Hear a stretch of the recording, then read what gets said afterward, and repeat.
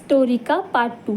रविवार को हमेशा की तरह उसने ड्राइवर को गाड़ी निकालने के लिए कहा तो उसने कह दिया कि छोटी मालकिन ने कहा है कि उनके भाई को घूमने जाना है।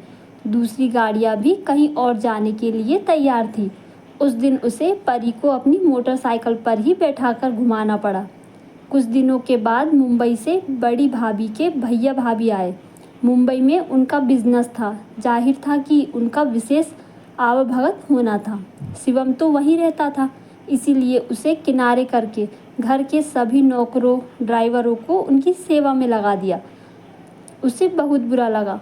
उसने परी से कहा तो वो बोली, तुम भी ना शिवम, आखिर वे बड़े भाई भाभी के रिश्तेदार हैं और हमारे मेहमान हैं। उनकी खातिर करना तो हमारा फ़र्ज़ है ना, और मेरा सम्मान। शिवम ने अपने मन में सोचा।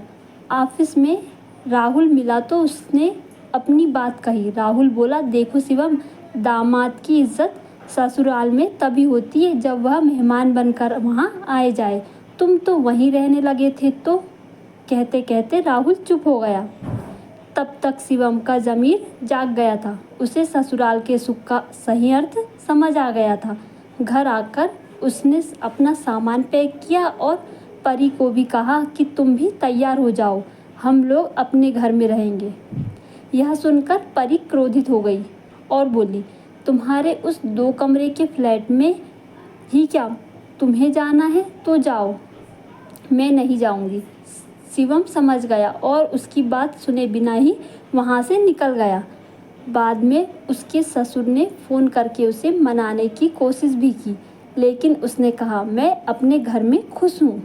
जब भी परी शिवम को फ़ोन करती तो वह आने के लिए कहता और परी टाल जाती।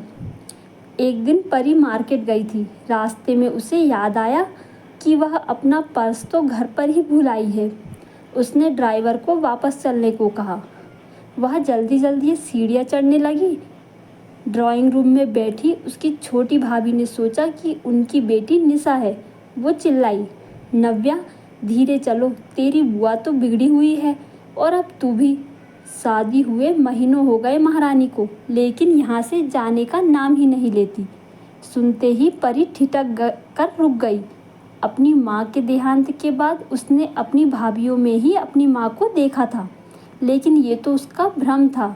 जो आज किसी तरह से उसने अपनी रुलाई रोकी और उल्टे पाँव लौट गई। आज उसका मन शिवम के पास जाने के लिए बेचैन हो गया। उसने ऑटो रिक्शा लिया और शिवम के पास जाकर फूट फूट कर रोने लगी। शिवम ने उससे कुछ नहीं पूछा। परी की आंखों से बहते आंसुओं ने ही सब कुछ कह दिया था।